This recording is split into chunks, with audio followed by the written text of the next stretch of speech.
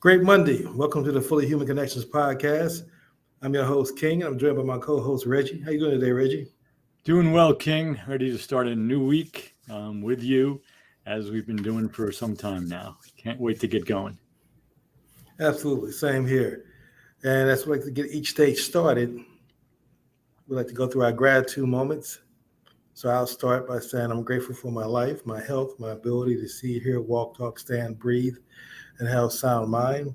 I'm also grateful for another 24 hours to pursue my purpose in life. I'm grateful for a mother who's alive and still has love, energy, and has a sound mind.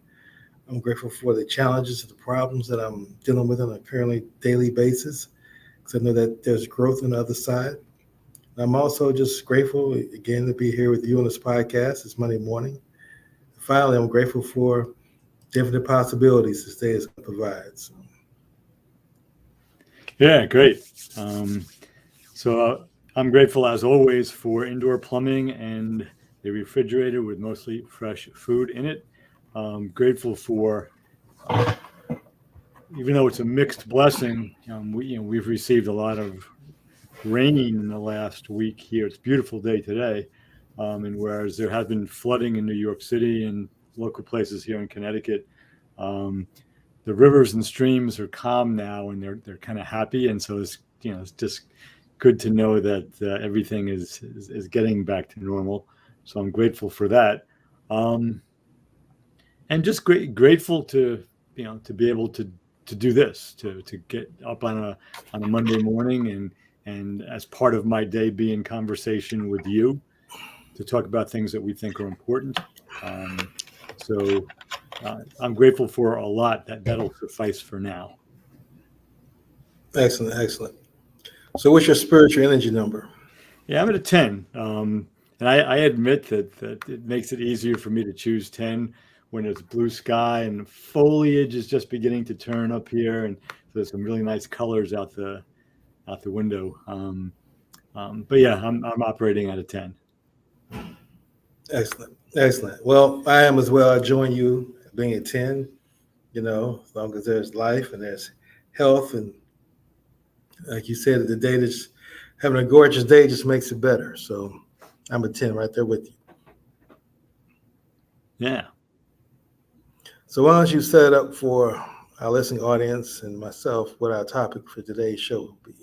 Yeah, so we've been speaking for a year and some months now about healing America's narratives, which is subtitled "The Feminine, the Masculine, and Our Collective National Shadow." And in the last couple of months, we've been dedicating each episode to one of the elements of shadow. I'll just say them quickly for folks that maybe are new to this podcast. But the 9 elements of shadow that I've identified are ignorance, arrogance, fear, bigotry, violence, greed, excess, bullying, and untrustworthiness. And again, those are the aspects of American society, culture, and history that many of us tend to deny and make believe aren't there. So we're not saying America is ignorant and violent and bigoted all the time, but we're saying the side of us that we deny includes those non-traits. And what we did last episode was we spent some time taking a deeper dive into excess, and you and I agreed that we would stay with excess. And the running joke there is we hope that doing one more episode on excess is not itself excessive. But that's the joke between my ears anyway. But just to be clear, when we use the word excess, as it's used in the book, we're speaking about an amount of something, a quantity of something that is more than what is necessary or useful. So it's kind of a broad definition, and it can apply to anything. And to kick off today, just as an example, because we've been playing with the question, we ended with this last time, is excess always a bad thing? And, we're not going to come up with a definitive answer to that, perhaps. But what I'd like to do to introduce the topic today is take a look at those 2 words in the subtitle, the feminine and the masculine. Because in the book, I talk about the unhealthy and the healthy iterations of the feminine and the masculine, and that America's shadow is, in fact, an unhealthy iteration of the masculine energy in the absence of healthy feminine. So another way to say that is that America's shadow is excessively unhealthy masculine with not enough healthy feminine. So just more specifically, some of the traits of feminine energy. And again, we're not speaking about women and men here. We're speaking about the energy that any human being, male, female, gay, straight, bi, trans, gender, neutral, I mean, anything, any human being can have masculine and feminine energy. And so a couple of the traits of the feminine energy are a tendency toward community, relationship, and compassion.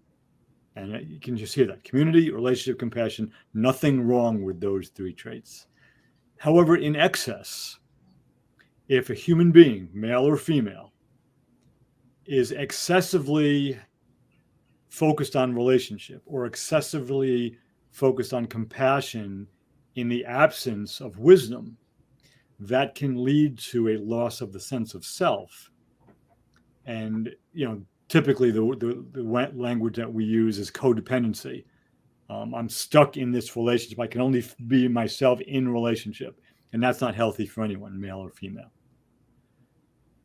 Masculine energy, which tends toward individualism and wisdom and justice as opposed to mercy, if that's excessive, so excessive individualism can lead to narcissism. Excessive wisdom in the absence of compassion can lead to an intellectualization of the world without any heart or belly sense. So I would argue that how I used the language of masculine and feminine in the book, that this unhealthy masculine energy is in fact an example of excessive masculine energy in the absence of the feminine. So that's just one way into it. We need to really, I think, explore further to see if in fact excess ever has positive results or positive experiences attached to it. So I'm interested in hearing your take on that. As I was listening to you discuss the masculine and the feminine energy, particularly, the feminine energy being community. It was community. For the three traits again. So community, embrace, compassion, relationship, mercy as opposed to justice, compassion as opposed to wisdom. Okay. Yeah. Well, I just saw a movie last night. It's called The Creator, a new movie that's out right now. And what's interesting, and this is not giving away too much of the plot, too much of the story, because this is pretty much the essence of the plot, is dealing with the world after AI has taken over and caused a major nuclear crisis. Mm. And so what's interesting is that, so now the humans want to take out AI at every cost, right? That's pretty much the plot of the movie. And then you got AI on the other hand that wants to survive. But then they also have some humans who are more in line with AI. And so you have that issue of humans against humans and AI, and then, the humans who just want to destroy AI. It was really interesting. The reason I brought this up is because the humans who are aligned with AI seem to exhibit, and you have to really see the movie to really understand the full context of what I'm saying. They display more of the feminine energy, meaning the compassion, the community. They care more about, and mercy, where the humans who want to take out AI seem to just have the masculine energy of just justice and, at all ends, at all costs, we got to win this war. So it's interesting watching that, because that was a very interesting take on the AI debate, where typically you see movies like Terminator, where it's just man against machine, and it's clearly, the lines are clearly divided, and machines are evil, and they just want to take out the world. So watching where there's a scene where this woman even says AI is more compassionate than the humans are. And that's why they're siding with AI, right? The humans are less compassionate. And so it really helped me see how things are kind of right now. Looking for the hidden codes in movies. And of course, look at the political parties. And some people will clearly jump out and say, well, the Democrats seem to be more compassionate than the Republican Party, which to me is a false narrative. That's what they portray. But then, we've seen where Democrats against their own selves and their own agenda will show no compassion, such as Bernie Sanders or now Dr. Cornel West, who's running. They don't want anybody interfering with their agenda, and they're not showing much compassion around that. So yes, each party has its hypocrisy embedded within it, and that is where I'm going with everything you just laid out. Is we're living in a society right now where the norm is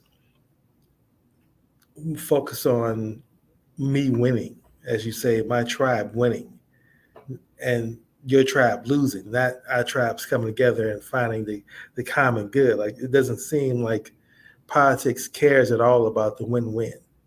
It's like win, lose at every cost, right?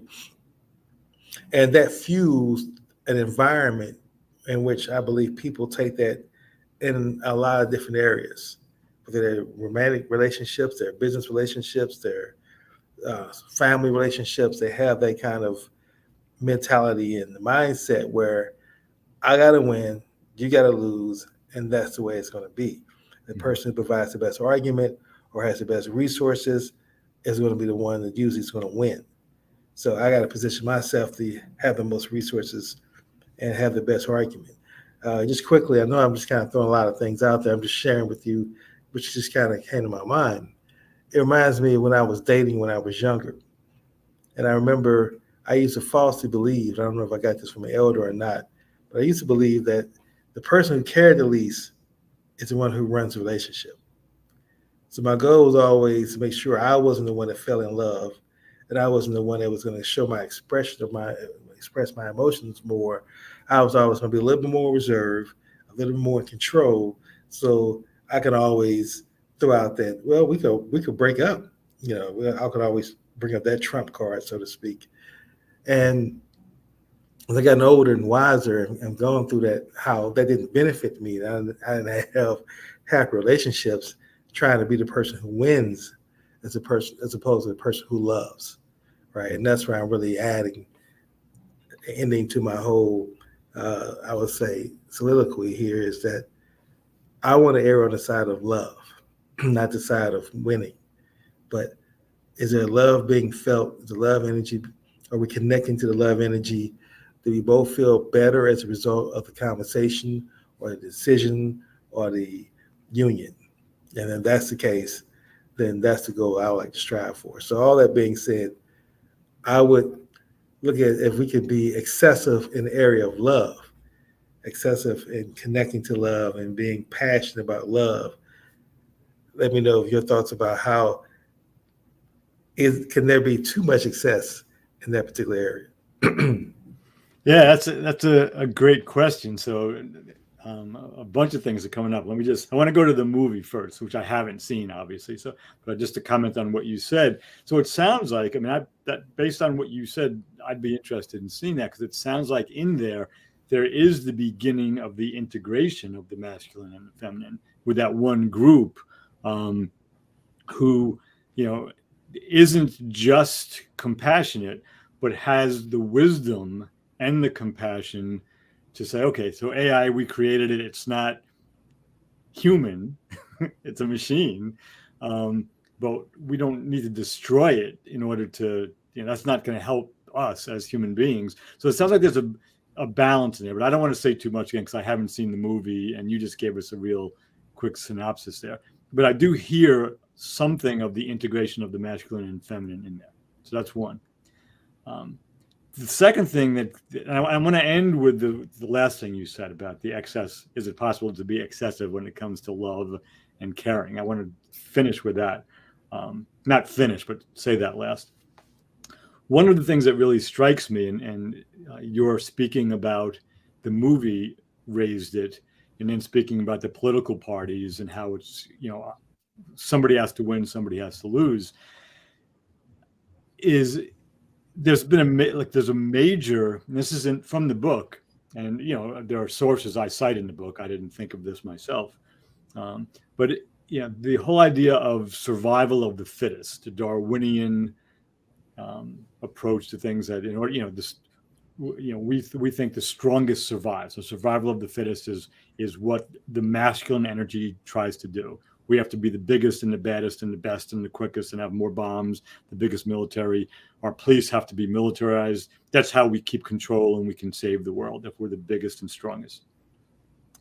And if you read Darwin and even read critiques of Darwin, it's really clear that survival of the fittest, the word fittest didn't mean biggest and strongest. Because in order to survive as the biggest and strongest, you have to constantly be on alert. Everybody else is gunning for you. And it's a real hard life. It's not a fun life to live that way.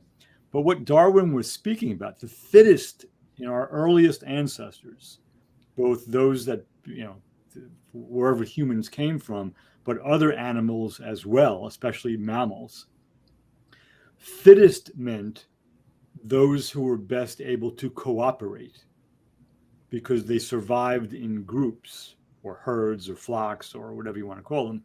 And even the earliest humans, the earliest tribes in the healthiest meaning of that word. Anybody who left the tribe usually got killed or eaten by, big creatures or some other tribe. So survival of the fittest really means it was more a bias toward the feminine energy of, we have to be able to get along together. We can survive more easily than any one of us can alone. So that's a major misunderstanding that I think has affected not just the United States, but most cultures who have been impacted in any way by Darwin. So that's one. Taking that to your question about, is it possible to have too much, excessive love? So the definition of excess, as I'm using it, is more than is necessary or useful. All right. So the place of love that I always come back to, and I've spoken about this before. I wrote about it in the book, and it's not the entire civil rights movement, although it's most of it, but especially the freedom riders, those who sat at the lunch counters and ordered food, even though they was not supposed to be in there, and they were spat on and insulted and beaten. And, so John Lewis is one of my heroes. And he constantly went back. He had his head split open. He got beaten. He got jailed. And he has said that for him, the whole civil rights movement, it was about equality, but underlying that always was love. So call it love, call it courage. Some people might call it stupidity, which I'm just saying that because some people might say that. I don't. But what does it take? Is it excessive to be beaten, to recover from and not fight back, right? So you're getting kicked, you're getting hit with nightsticks. Don't fight back. And you're doing this for a reason, for equality for all people, specifically for blacks in America at the time, but everybody having equal rights. Is it excessive courage? Is it excessive love to have that happen to you over and over again and not give up? I mean, some of the folks in Gandhi's India did the same thing. They're the salt mines, and they were beaten with rifle butts, and they didn't fight back. So the question becomes, if excess is more than what is necessary or useful, the levels of courage and love that folks in the civil rights movement portrayed, those who were beaten and jailed and insulted, I don't think that what they were doing was more than necessary. They were doing what was necessary, even though it looked excessive. So I know that was a long way to get to that point. But No, that's a good point. yeah, so I mean, so because I don't know if I could do that. I mean, I think if I were involved in, if I was one of the couple of white guys involved in the marches and the protests, again, they were trained in how to be nonviolent, but to be able to stand there with your hands down and get beaten, that's a measure of some kind of strength that I don't know if I have. So what they were doing, was that excessive courage? Was that excessive love? Or was that the right amount? Because eventually it changed the country. Now, not permanently in 100%, because we still have issues of inequality and racism in this country. But it's no longer, as I say this, it's mostly true. It's no longer the police in any city all out together in public beating minorities. Does it happen in protests? Yes. But in other words, down there was just the status quo, and they were told to do that. So it's improved. It's obviously not completely fixed and better. But it seems to me that kind of behavior wasn't, again, the protesters who were willing to take the beatings was what was necessary, and it wasn't excessive. The violence against them was probably excessive. So that's my riff on that. Again, that's definitely a good point you make about your definition of excessive being more than necessary. And as you talk about the civil rights movement as well as India, and I look at anybody who subject themselves to being beaten as a strategy for nonviolence resistance, I look at it more as faith, more so than, love is obviously the energy that you're doing is the love of yourself, the love of your people, but it's faith that convinces you that you're not going to die, that the beating will stop, that this is a means to an end, that it will get better, right? To know that I can go to sit at this food counter and the worst that's going to happen to me is, a black eye, maybe a broken ribs, trip to the hospital. That's the worst that's going to happen to me. That's faith that kind of, centers you. Like if every time you walk to the counter, somebody just got shot in the head and threw the bodies out, I think that would be a different reaction to, well, we're going to use this as a particular strategy. And I'm not dismissing or downplaying that at all, because it still takes a tremendous amount of courage to do that. And like you said, most people are not willing to exercise that level of faith to know that as a higher calling, a higher energy out there that's going to protect you overall, that yes, you're going to have to take some sacrifice, some lumps, but at the end, you will win if you're willing to stick through it. And to me, that's kind of like the metaphor for life, right? That when you look at life, and I talk about this in my gratitude moment, that you're going to have your challenges, and you can view those as, I have my pain points, my challenges, my problems, my issues, however you want to define that, whatever your perspective is. But how you deal with that and how you overcome that.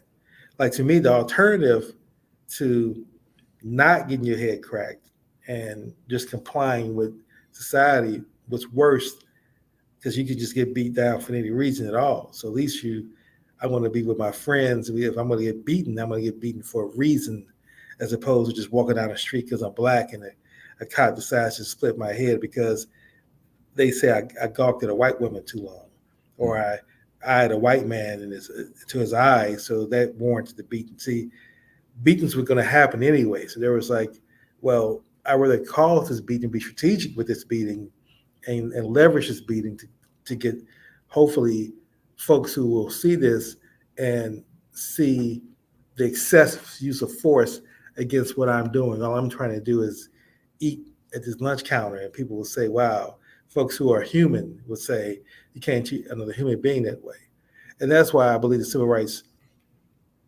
movement was so effective compared to the Black Lives Matter movement. Yeah. Whereas, and again, I know that folks who are in the movement who start to protest don't necessarily mean to be violent with it. But there's always going to be people when you don't really organize it properly, structure it properly, who are going to join your protest with violent intentions. And there was no training, as you said, as far as how to be nonviolent. It's just if you got a cell phone, we meet at 10 o'clock, just get out there at 10 o'clock and bring within the energy you have with you. That's going to be problematic. And so now, just to make this point, I was watching one of these podcasts that I like. Don't necessarily always agree with. Actually, I don't agree with the angle of the host most of the time, but he's willing to bring on guests who directly oppose his position, which I like that batter they go through, that banter they go through, because he brings on. He's more conservative with his viewpoints, but he's willing to bring on some of the most intelligent, liberal voices out there to challenge, and they have a pretty much a good show at the end of the show. Anyway, one of the conversations they were talking about with January 6th, and a gentleman, and this is a gentleman, and I can't remember his name, but he's a gentleman who founded the Lincoln Project. He was on the show, and he had made a comment that January 6th was much more damaging to America than 9/11. So of course, you have these, again, the conservative spin of the host, and his co-host with him heard, well, you're saying that January 6th, where only one person died, and that's what they kept making, another officer died later on, was much more violent. They heard violent than 9/11. They're like, you're out of your mind. I'm a vet. They took it to the extreme. And it's funny how, it goes back to Stephen R. Covey's 7 Habits of Highly Effective People. And you seek first to understand, then to be understood. How most people don't seek first to understand how important that habit is to integrate and to live by. Because most people listen to be respectful, but the whole time it's like, I already know what I'm going to say next, and I'm not even hearing what you're saying. I'm just patiently giving you the opportunity to finish your point, but then I'm going to chop your head off. And that's what they did. They literally heard more violent, even though I heard clearly more destructive as toward democracy. And that's what his point was. Yeah. It's more destructive toward democracy. They never heard that. So anyway, the gentleman mentioned the Black Lives Matter movement. He threw that up, being violent and saying that's more violent. And that's where I'm getting with how it's a long-term strategy, even though in the media that brought a lot of world attention to Black Lives Matter, George Floyd, police brutality. But in the end, it didn't really change anything. It's like having I use the analogy of having a hornet's nest in your yard, and you just go out there in the summertime, you battle it all summer, and then it kind of climbs down in the wintertime because the hornets, go to the ground or they die or whatever, and you think it's over. But then when spring comes again, or the fall, spring, I'm sorry, the hornets come back, and it's like, well, they never left. It's the issue. You resolve the issue. Time just kind of, settled the energy down, and that's where we are right now. The continued thing, because now the threat of the police just beating my head in as I walk down the street is not there. It's a possibility, right? If I get pulled over, that may happen. But there's a lot of things that's going to factor into that. It's going to factor into the energy I bring, the officers bring. So it's not just happens just because I'm Black every single day in any possible moment. That issue is off the table, right? Yeah, there's going to be some options. There's obviously going to be some issues that are going on because of the culture, and that's a whole other story. But where I'm going with this is, when you have an alternative, then you don't have to have that kind of faith and that kind of courage. But when you have no alternative, you have to either, I'm going to get beaten anyway, so I might as well control how I get beaten, where I get beaten, and for what purpose I get beaten, as opposed to just letting the oppressor or the violator choose when he beats me, when he wants to beat me for his own agenda. And So now we talk about that in excess. Now, this is where I like to say, again, you made a great point when you say the excess has to be, by your definition, when it's too much. And so I can't think of a situation where it's too much love. Is it you'll say and say that's just too much love. We need to scale back that love. Too many people are happy. Too many people are being helped. Too many people are being served. Too many people are feeling fulfilled. So let's scale back and add some kind of hate to kind of balance it out. I don't think that I can't phantom that thought ever popping in my mind. So by your definition, I can't think of love being too excessive, but definitely being too excessive with your patriotism, with your passion, with your tribalism, with your belief systems, definitely being too excessive there. And then we see the results of how that manifests in today's world and how it has, your book has, done a great job of illustrating how it has throughout history as well. Yeah, thank you for that. And I'm just going back to the Lincoln Project guest on the podcast. Was it Steve Smith? Yes. Yeah. Is he the boy? Is he the bald-headed gentleman? Bald-headed, white. I think a little bit of a white beard or white goatee or something like that. Yeah. Yes. Because I know he's one of the founders of the Lincoln Project. Yeah, and that's a great. I love that example that you gave because when you said it to me. He said it was more destructive to America. Obviously, he wasn't talking about property damage when he said that. Right.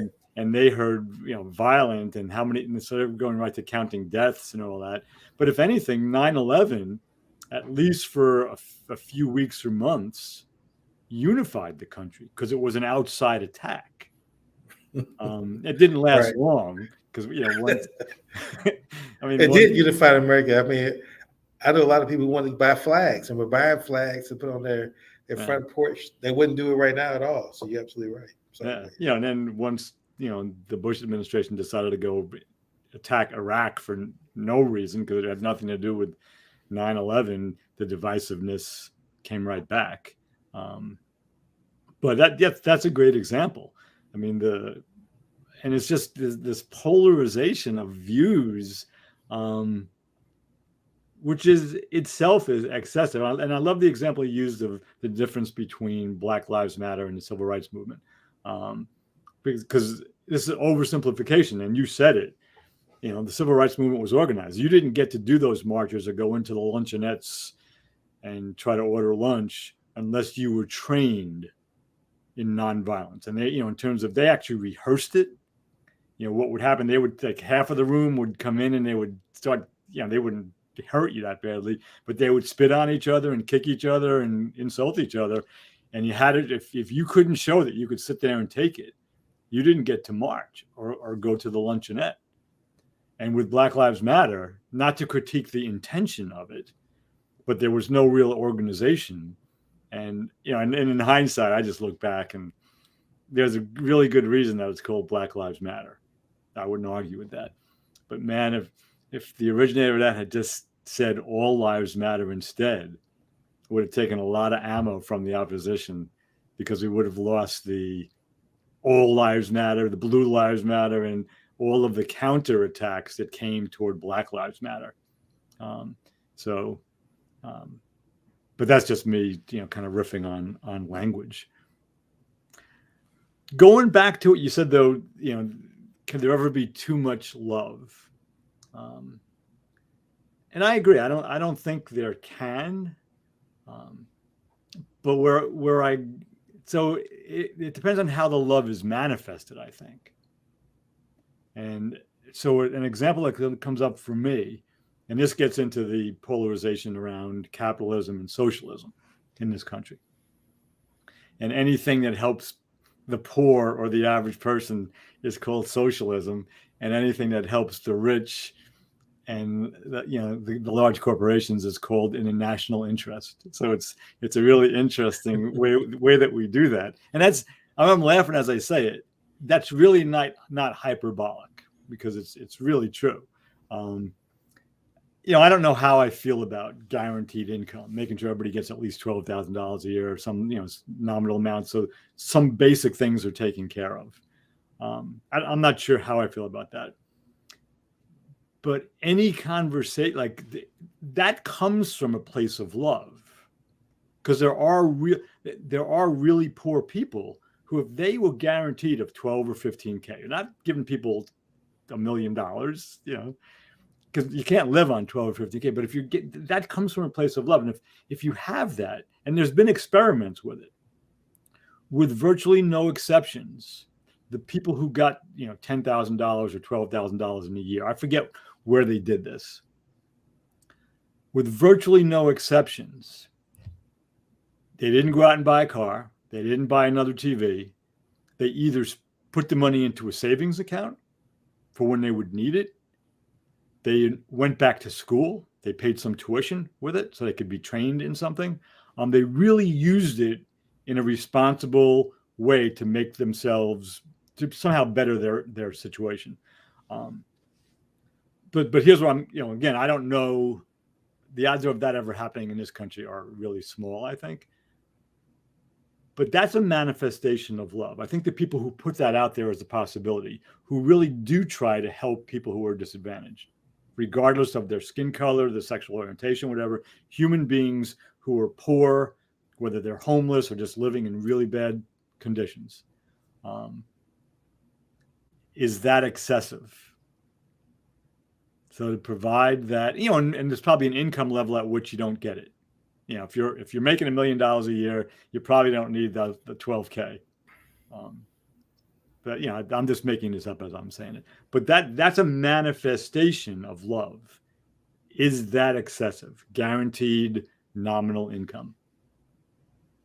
And I'm not like trying to put you on the spot. I'm just asking it out loud, because I think, is that excessive?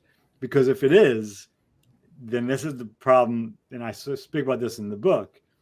I believe that one of the traits of American shadow is that collectively, if you look at our history, not you individually or me individually or most people individually, I think some people, but America values money and things more than they value people. Money, things, and beliefs more than they value individual human lives. And I have lots of evidence of that. And so giving a guaranteed income would be saying, okay, we're going to the next time one of the major car manufacturers or a bank is close to failing because of stupidity or mismanagement, they're going to have to take care of themselves. We're going to take care of some people instead of this large entity. So is that a manifestation of love, and is it excessive? That's my thought process. Because for America, that's where the rubber hits the road. Oh, money and people. Which are we going to, we're going to help the people with some money, or are we going to hold back on the money to make sure we can buy, a couple more aircraft carriers and, bombs or whatever. So again, I'm going to extremes, but history shows that what I just said is true. What we spend on the military and our capacity to make war makes billions of dollars for corporate America and individuals who run those companies and their shareholders. It doesn't help me. You forgot one other thing that people care more about than humans, and that's dogs. So I would add dogs to that list as well, because, and I've seen it, people would, see a homeless dog and go out of their way to try to make sure that dog, gets to a shelter, put it on Facebook, put it in groups, reach out to their networks and say, get this dog adopted, someone take care of this dog. And, will have anxiety about it till that situation is solved, where you see a homeless human being, you're going to just walk past it and move on, right? A lot of things you said that I just really want to talk about. Number one, going back to the Black Lives Matter and All Lives Matter. See, that to me is where I talked about how I did my own personal growth. Now, when I was used my race as my identity, I took offense to that. Yeah. I would say, see, you're saying that we're saying, of course, all lives matter, but in this context, Black Lives Matter because this is being happened to us, and I'm with the victim hat on. Yeah. But now, as you grow to or become more fully human, you realize as human beings, all lives do matter. And that needs to be the focus. Like I would have said, and that's what I really believe is going to be one of the key ways of resolving this issue with blacks and the police is that we got to get away from making it the blacks and the police. It should be police and injustice because there's white folks who suffer as well. Maybe it doesn't get as nationalized and get as much press when a white person gets victimized by the police because of their. And it's typically going to be white people who are poor. Anybody who's rich and get victimized or brutally beaten by the police, they have the means to fight back and they're going to be able to exercise their resources. But I think that's when the conversation changes, when people start making it about race and make it about human beings being done this way, right? So I just want to agree with you there. And really, that's going to be the messaging that I put out there, that we need to get away from making things broken down based on race. Because again, going back to one of my favorite authors of all time, when he talks about Man's Search for Meaning, Viktor Frankl, that no one's suffering is worse than the other person. And that's where we, in my people of leadership of my race, tend to think, okay, well, we suffered more. And they want to compare that to the Holocaust. And some Jewish folks will say, no, we suffered more. And Native Americans come back and say, no, we suffered the greatest. And, the Japanese can come on and say, well, no, they dropped bombs on us. And we're still. So that's where you can't really argue about who suffered the most. It's like suffering is suffering. And when you see each other as human beings, that's all that matters. You're suffering, not, well, you don't have food. Oh, well, you don't have food and water. Oh, you don't have food, water, and shelter. Well, you don't have food, water, shelter, and you have you're one of the marginalized groups, so it could go on and on, right? Mm-hmm. Now, going back to what you said about love and the money being given to individuals, I definitely believe that this is where I kind of don't look at that as love being more, I look at it more as compassion. Mm-hmm. This is more compassion than it is love, right? And I think a lot of things are done out of compassion. And I think compassion can be excessive. I think that's where you can go wrong. I'll give you an example of what I mean and come back to what your point you made. I think right now one of the biggest problems that the Black community has is the mothers have too much compassion, and even some men as well, for young people because of how they've been marginalized and treated throughout the centuries in this country. So they have a lot of compassion in the eyes of the law and don't want to create laws to deal with all this youth violence and criminality that's kind of undergoing in the country right now. And that's too much compassion.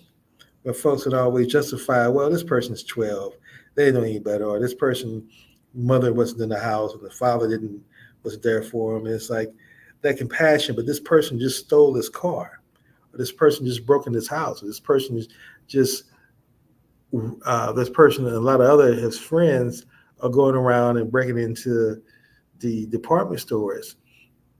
And to me, it's never going to change until there has to be laws that meet that, to say, regardless of your age, this is why you don't commit this crime. I'm sorry. Yeah, you may be 9, but if you got enough common sense to steal this car and drive it and crash into someone's house, or put someone through all the pain, because my brother's car got stolen, of having your car stolen, and the system where the police put in the impound lot, charge you a storage fee, charge you the tickets that this person got on the car while they were speeding, the red light cameras, they charging you for running the red light cameras, and you got to fight all that, and you had nothing to do with it other than you were the victim getting your car stolen, but you got to fight this system. And the only thing everybody says, the child can just say, well, just take me home to the police officers, And I'm just mentioning that's where too much compassion to me goes wrong. And it's not out of love, because I think love is a different energy. I think love is about lifting up and making sure things are right. Now let's talk about the income or the guaranteed salary you talked about.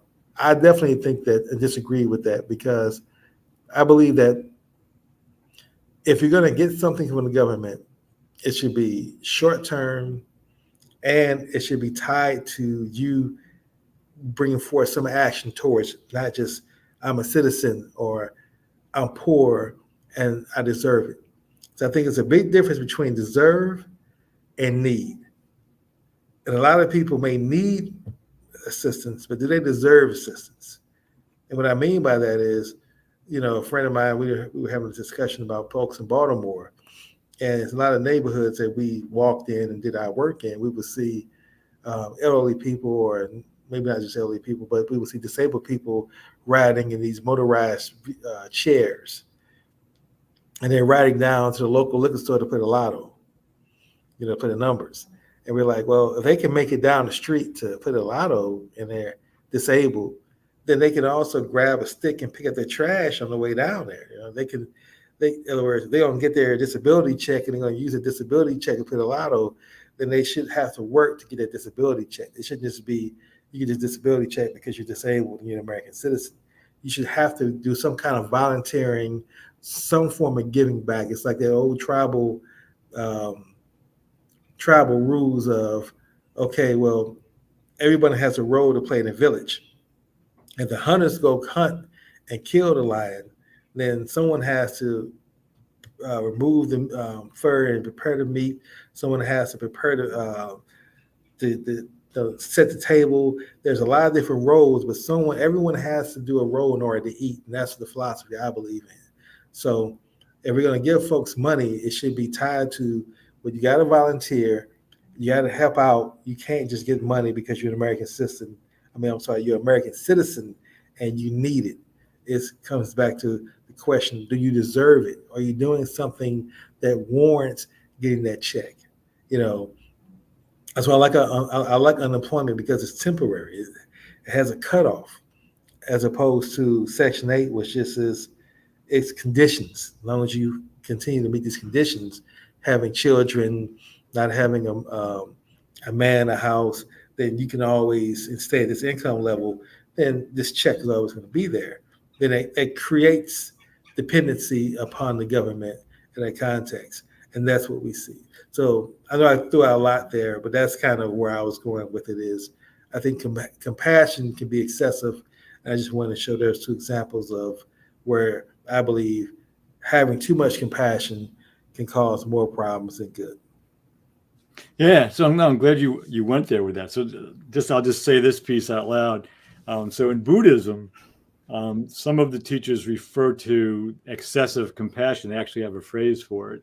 They call it idiot compassion, where you're doing something that looks like a generous, helpful act, but you're really keeping somebody stuck. So that's effectively, the phrase they use is idiot compassion, which I think is pretty funny.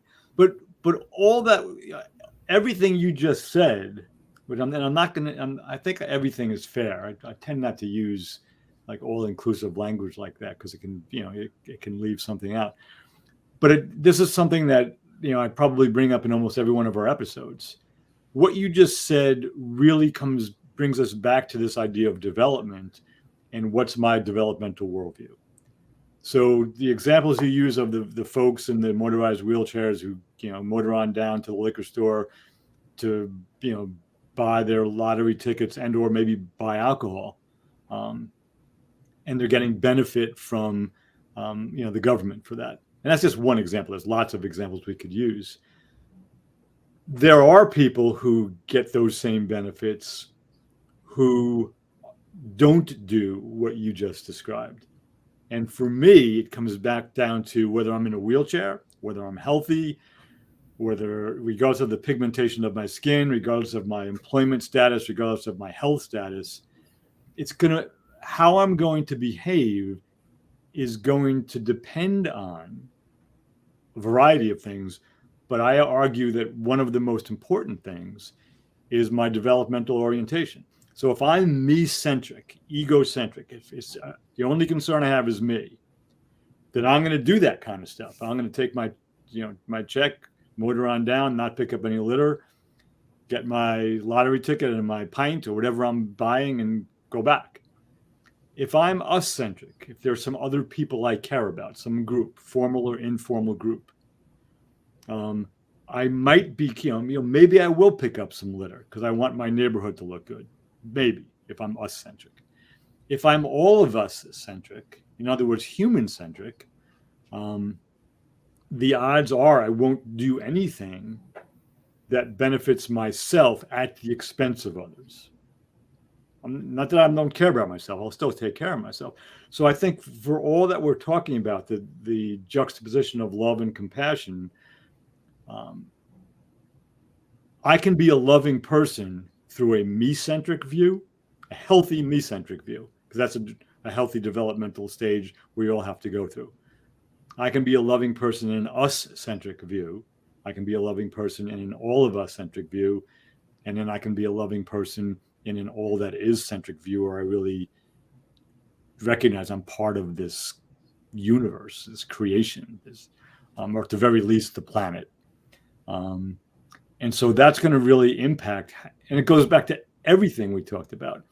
The political polarizations, the podcast where the Lincoln Project founder is on, and the other guys couldn't hear what he said because of their us-centric view, and he has an us-centric view as well. So, Right. So he's he's not treading water in the all of us centric view at all. I just tend to agree with him because he's one of the Republicans who got out of the party because of what Trump did. So so I have some respect for that. But developmentally, the conservative podcast hosts and their guests, developmentally, they're exactly at the same place. They just have different belief systems that because you can pour whatever you want into an us-centric viewpoint. Us-centrism is content free. We get to put whatever we want in there. So that's my bias, and that's why it's throughout the book. Is humans behave very differently depending on how they identify. And most of the violence and suffering at scale on the planet, definitely, and in the United States, is an unhealthy, masculine, us-centric view of the world. So I care more about individualism. I'd rather be wise than compassionate. I care more about justice than mercy. I care more about, intimacy than solitude. And I'm much more interested in, myself and my group. And that's where most of the damage is done. That's why we bomb other countries. That's why other countries want to bomb us. That's why there are terrorists. It's us against them. So moving, our goal is to claw our way out of the us-centrism to an all of us centric view, and it gets harder to hurt other human beings intentionally, even unintentionally, I think. And that's, I think that's part of the difference, going back to what we discussed earlier. And I'm going to project this. I don't know if this is accurate or not, but I want to see how it lands with you. I think that's one other difference between the civil rights movement of the 50s and the 60s and the Black Lives Matter movement. The civil rights movement was operating, at an all of us centric view. If you listen to what Dr. King said, if you listen to what John Lewis was saying and others in that movement, they weren't saying blacks are better, you got to treat us better because, we're the same as you, but, they were saying we're all in this together. And that's really clear. I mean, if anybody can read, write, and chew gum at the same time, if you listen to the speeches, you read the speeches, the message was really clear. Certain aspects, I don't think the whole movement, but there were certain players and actors in the Black Lives Matter movement that had an us against them take to it. It wasn't all of us need to come together. It was, blank you, buddy. You're not going to do this to us anymore, and we're going to, fight back. Now, again, I'm not making a blanket accusation against everybody who took part in that movement, But I think the civil rights movement was much more human-centric, looking for really fighting for equal rights for all in their messaging and in their behavior, than the more recent Black Lives Matter movement, and definitely than the Blue Lives Matter movement and a lot of other, the people who fought back saying, well, all lives matter, not just Black Lives Matter. And one of the best quotes I heard about that was Maureen Walker is a psychologist up in the Boston area, and her book, I'm going to forget the title of her book, When Getting Along Is Not Enough, something about that and tolerance and race in America. And I apologize to her if she ever hears this. But in her book, there was one message where saying, like responding to Black Lives Matter with, well, all lives matter, because Black Lives Matter was really saying Black Lives Matter too. That was the intended message of that phrase when it first came out. But responding to that with all lives matter is like saying, okay, the house down the street is on fire, but we're not going to put it out because all houses matter. And that's actually a great example. Like, oh no, yeah, okay, it's burning down, but all houses matter, so we can't put all our water onto that one house that's actually on fire. And it's actually a pretty good metaphor, I thought. Yeah, I agree with you. I think it's a great metaphor. I think that what you're saying, as far as being me-centric, the Black Lives Matter movement, as opposed to us-centric, or us in the context of Black people, but not us in the context of human beings. That's probably one of the issues with it. And it's coming from a victim mentality. See, I don't think that, again, you go back and listen to the speeches of Dr. Martin Luther King, as well as all the other civil rights advocates during that time, they didn't have a victim mentality. They were being oppressed, and they talked about their oppression, but they didn't see themselves as a victim. They saw themselves as someone who's going to fight for justice until justice comes along, and that's my duty, is my responsibility. Where, again, the energy with Black Lives Matter was, well, this is happening to me. It's because I'm Black, and so this is how I'm going to respond. Again, it's easy to talk about this in hindsight. So I'm not saying this to offend anybody. I'm just talking about, I agree with you that that's why the tactics were different, and that's why the outcome has been different. I mean, Black Lives Matter brought a lot of attention worldwide to police brutality, but it didn't change it. Right. That's the thing, right? Everyone knows it's still going to be another act of it. It's just a matter of when and how many is going to happen in 2023 before it ends, and how many is going to happen in 2024. So that's why I make the criticism that I make. Also, I wanted to make this point too, that I believe where we have to really begin to see ourselves when you become a more fully human, again, you rise above race, gender, and you know this, you rise above seeing yourself as identifying as a white male and then an Italian male, right? You can further distinct, then you can say, well, I'm a New Yorker, right? You can kind of further keep segmenting yourself down this rabbit hole until you keep finding differences in all of us. And say, because of that, and I'm a Jets fan, right? So now even within New York, you can now have differences from, folks who are Giants fans, right? So that's the rabbit hole that we have to be careful of. When we see ourselves as human beings, then what I see in you is a human being before me that is, that has the same heartbeat, organs that I have, has the same, hopefully, the ability to love and give that I have. And so because of that, I'm going to be of service to you, because it's in my best interest to be of service to you, right? So that's the message I want to get to people out there, that we have to begin to make a change, because we can always continue to find reasons to separate and see ourselves as separate from one another. But I think that now the time has shown us, through the pain and suffering that we're seeing on a daily basis that's been put out there. And it's like, I can't get through, I don't know how it is in Connecticut, but I refuse to even watch Baltimore news because the news is nothing but death, violence, robbery, scandal, corruption, weather.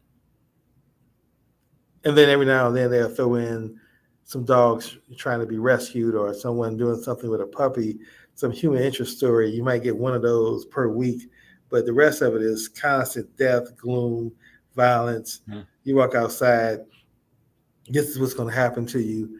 And you expect people to be able to walk out there and have some form of positive belief that life is going to work out for them, if that's what you're feeding yourself, that mental diet of the news.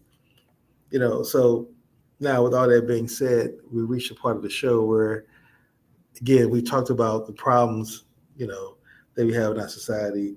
And what I love about you in your book is that you also dedicated a section of your book to say, okay, well, here's historical issues that we had, and here's why we are where we are today as a result of these atrocities that were created.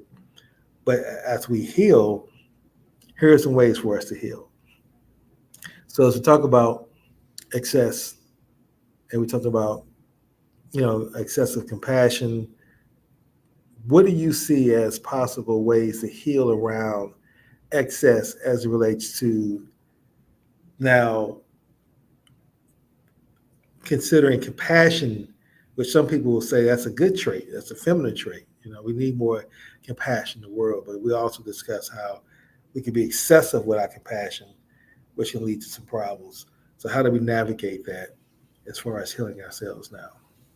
Yeah, so there are probably many ways, and what comes up for me immediately, chapters 11 and 12 deal with 7 questions and statements that I ask people to investigate. And one in particular, I think they're all relevant, but I can't do all of them in this amount of time. But the one that feels most specific and related to excess is it's a double question. It's what's my impact and what is impacting me? So that's something that requires some effort and some intention, both intention and attention. But to really get clear, if you're a parent, if you're in a relationship, if you're a boss or you have a boss, get really clear on the impact that you have on other people. Not just around compassion or wisdom. That's part of it. But what's my impact in the world? Are there any places where I'm excessive, where what I do or how I behave is more than what's necessary or more than what's usable? How am I in the world? What kind of a wake am I leaving? Is another way to ask the question. And then the other half of the question, because all of us are impacted by others, is what impacts me? Who are the people, or what are the artifacts or things in my life that have an impact on me and perhaps have an excessive impact on me? So you just gave a great example. I think that if everybody in the world, or at least in the country, or at least in my neighborhood, that's us-centric, could just watch the news one more time and look at what they're giving you. And if you have NBC, ABC, CBS, Fox, and a couple of local stations, give yourself a week, watch all of them and just look at what they're giving you, and then stop watching them and go find something you can learn from. I mean, one of my favorite teachers is Jack Kornfield. He's a Buddhist teacher. But there's so much good stuff that's available for free in the snap of your fingers, rather than watching about the murders and the danger and who's cheating whom and the bad state of the economy. You have to be a little bit informed about your life, but get some things that are good for your soul and listen to those. You can, whether it's Christian, it's Buddhist, it's whatever it is, doesn't matter. But if it's positive, and by positive I mean it doesn't say you're okay, those people are to blame. That's not positive. That's that us-centric stuff. So what's my impact and what impacts me? Explore those with intention and attention, and look for any excess and try to eliminate it. That's what I would suggest. Okay, excellent. Thank you for sharing that. Yeah. And again, I think that's an excellent way of beginning to heal, right? And I think that's where a lot of people should really focus on. That's why I think your title of your book is so important in a variety of different ways. And I'm sure you took some time, and I want to explore that more. I know we talked about that when we first decided we were going to talk about your book, but I really want to explore more into the title because there's a lot of to unpack in the title itself, right? Healing. And a lot of people don't really understand how to heal. Right. We know we deal with trauma on a daily basis and are going to continue to deal with trauma, but how do we really heal from that trauma? Or have we even healed from the past trauma? And what are the results and ramifications of not healing, right? Yeah. And then you have stories, these narratives. And so definitely want to explore that more as we go into, future shows. But for this show right now, I think that's really something that's deeply important. And I would expect people, and I would implore people, I should say, to look at healing. So I think that, and I use this final point, that everyone is healing. No one is thinking anything evil. If you're in the process of really healing in the context of healing your body naturally, but also healing your mind and what you got to go through to heal, you're not thinking about revenge. You're not thinking about what can I do to harm someone. You're just thinking about reflecting and looking at how things can be differently viewed, right? So I just want to add that to the point. And now moving to the final segment of our show, where we talk about examples of individuals, whether they're past or present, who have exhibited the characteristics of being fully human. And I'm going to go first and say that the person I have in mind today is Whitney Young Jr. Because we're talking about the civil rights movement, and he was the president of the Urban League at the time, and doesn't really get a lot of talk or mention as being one of the 6 civil rights leaders during that time frame.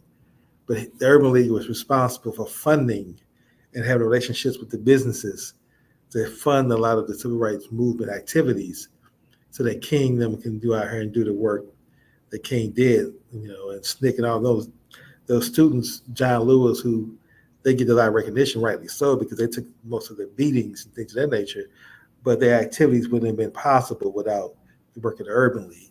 And so I want to say that that's where I feel that Whitney Young Jr. is someone who exhibited the fully human characteristics because he didn't try to fight that. He didn't come out and say, well, look at me. These guys are getting attention. I want attention as well. Put the camera, get the focus on me. And then finally, I just want to mention his father was an important pioneer in Black liberation because he created a school to help Blacks, engineering school, which had a little, he had to use some maneuvering in order to get funding for that. Just real quick on this point. He made the school become a janitor school from a marketing standpoint. And so the white founders or the white funders, I should say, would come to the school. He would make all the students put on janitor uniforms because they wanted to fund Blacks as long as they stay in that kind of a role, whereas a custodial role where he was really teaching the kids engineering skills. And so when the funders wasn't coming or when they left, they took off and put it back on their lab coats and they became engineers. So he used the funding to accelerate that education. So that's the kind of, I would say, lineage that Whitney Young Jr. came from. And that's why he was able to be as effective and the best Urban League leader that we've had. I think the organization now, to me, is one of those, I don't think most people in my community even know they exist anymore or what role they play, if they do exist in their minds. Yeah, great example. So I'm going to go with, I think I've actually used this person once before, but because of some current events, I want to raise her name again. Congresswoman Barbara Lee from the 1st Congressional District in California. She's been in that seat for decades now, and she was the only person to vote no against the resolution to give George W. Bush the power to do whatever he wanted after September 11th, 2001. So throughout the whole Senate and the House of Representatives, there were almost all yes votes. I think there were 3 abstentions and there was 1 no, and she was the 1 no vote. And if we look at 20 years of war in Iraq and Afghanistan, she got it right, in her no vote. But right now, because Senator Dianne Feinstein died in the last week, Barbara Lee, Adam Schiff, and one other woman whose name I don't remember, they had already thrown their hats in the ring to run for her Senate seat because she wasn't going to run again in 2024. She announced her retirement, but she died. And so the governor has to put a temporary senator in there. And he made a decision, which I think has integrity, not to pick any one of the 3 who have already announced that they're going to run for that seat, but pick another person who wasn't running for it for the temporary slot.